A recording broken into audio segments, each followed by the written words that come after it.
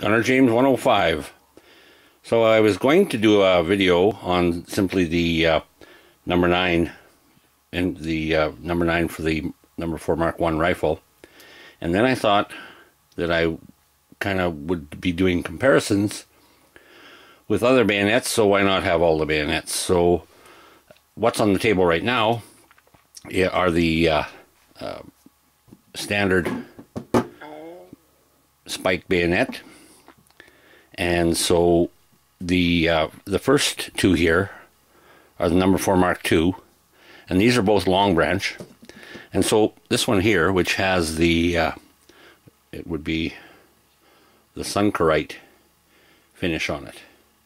It actually came with a rifle that was sold and that we had, and it also had the Sunkerite all over that rifle. But this one is your standard common number 4 Mark II bayonet. And I've got another one here. It's got a little better marking regarding that long branch stamping there, and pretty good marking overall. It's a little wore as far as its bluing, I guess you'd call it. And then on this side here, there would have been at some time something stamped in there, but it's been stamped over, so I don't know what happened there. But very simply, there's your little release button, spring-loaded release button to get that off that rifle. You would put that on the rifle, turn and click, and then you would push that in, turn it, and off it comes. So those two there. This one here would be a 50s. Matter of fact, there's 1953. So they were still having that same type of a frog. These things were different lengths, different widths, and whatever. But this one is the only one. Well, I have a little shortage of these things, so I threw that on there. This would probably be used for a number 9. It would work good for a number 9. And this one here is the number 4 Mark II Star, and its difference being that we have a two-piece bayonet. So this is joined here, whereas the other ones were just one solid piece. So that's a close-up of that. And this one, the markings are very faint or poor. You can see the Mark III there. Actually, you can only just see a bit of a K maybe, and a 3 and a star, and then underneath I see a K, which should identify where this is. I don't know where this one was made, which factory, but pretty much the same thing as the first two. And a scabbard for it with frog, and this would be post-war as well. Matter of fact, there's a 1951.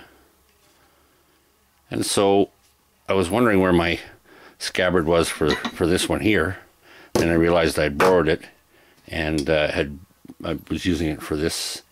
It was used. This is the type for a Sten gun.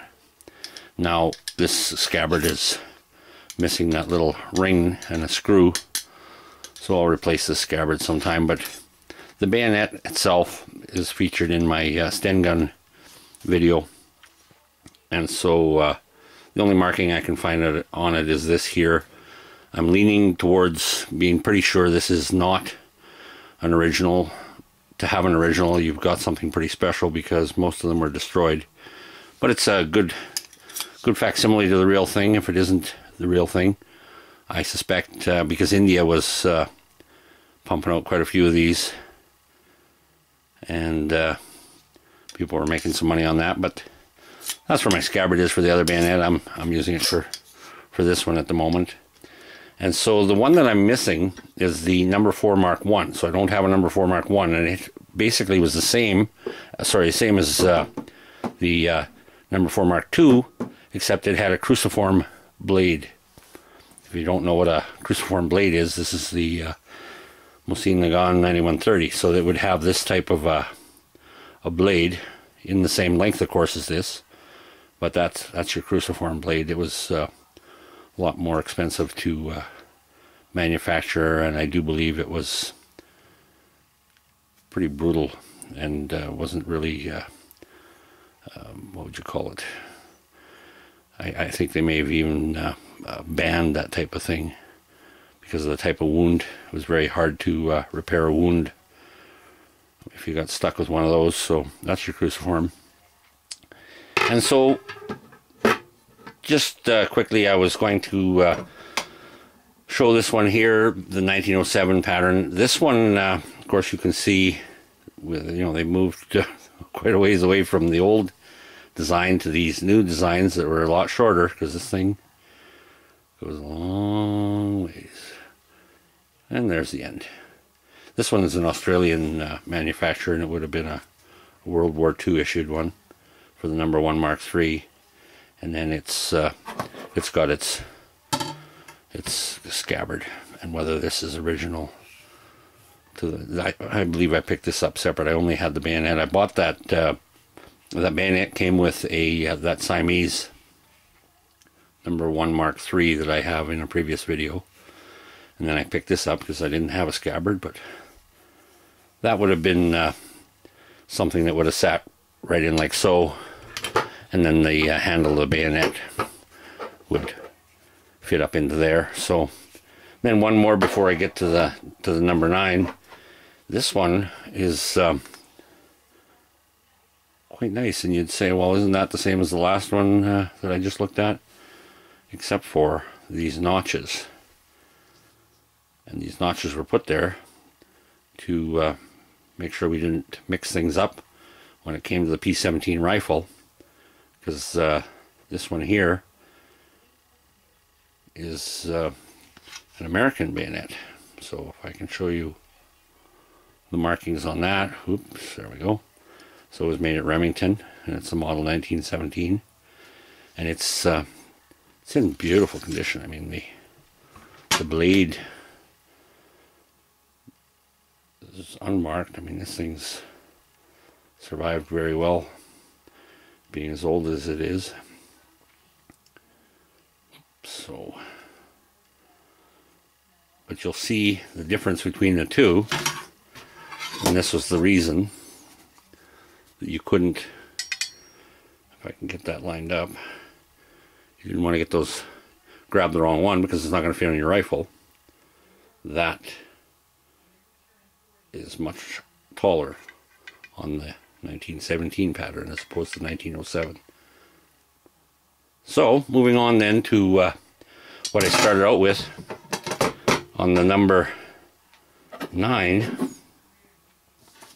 And so these were to replace this type of bayonet. They weren't big fans of this, decided it had to change, so they went to this Bowie type blade, and then kept this portion here, which is pretty much the same thing as the number 4 Mark II.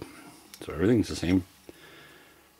I've seen some of these with a narrower groove here as well. So it's narrower. This one happens to be so. So there was a number 7 Mark I bayonet, of which I don't have. Those are expensive. Maybe one day. Those were rejected. They were quite complicated. I think that there was a concern with the way the thing would mount to the rifle, and that you could actually end up shooting the ring that held it on there. So I recommend C.J. Campbell's video on the number 7. He's got a really good video on that, explaining it in great detail. But this one was made by a private maker, because they had where they were making them at the Royal Ordnance factory in Poole. They made those from about 47 to 49, and they made about 200,000 of them. They also made them at ROF Enfield, and that was from about 1949 to, sorry, yeah, 49 to 56, and they made about 200,000 of them. And there's the scabbard.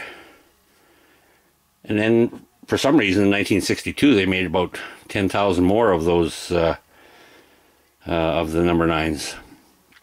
But this one, with the it's a private contractor that built it, and there was about 3 different private contractors. This one, though, is supposedly quite rare, and there's supposedly only a few that exist.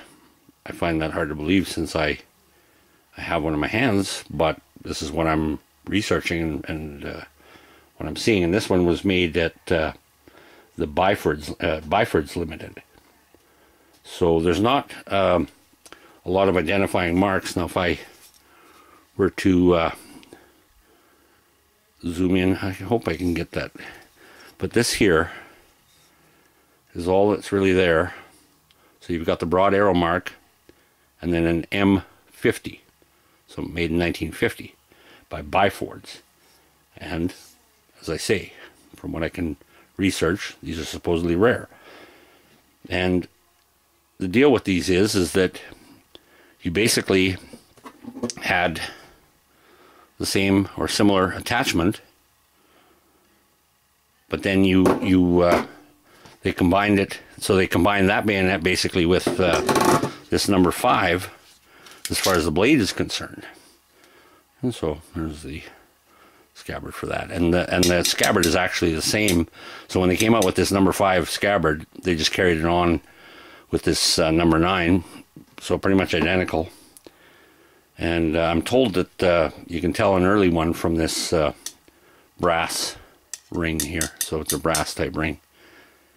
And so the number 5 bayonet, we've got basically the attachment. I'll line them all up here, but yeah, it's pretty much the same blade. Same blade. And then, of course, on this end, we're swapping it like so. And this here is featured in my video on the number 5 Mark I rifle, so you can see a bit closer video on this here. So that's my collection so far. I know of someone that has the number 4 Mark I, and maybe I can convince them to part with it. The number 7, well, that's expensive, like I say, but then so is that number 5 bayonet. I mean, this thing here just happened to be in the right place at the right time. Bought the rifle and the bayonet. Actually bought a second bayonet from the same fella and sold that one. Made a good profit. So that's my collection. Hope you enjoyed the video. Thanks for watching.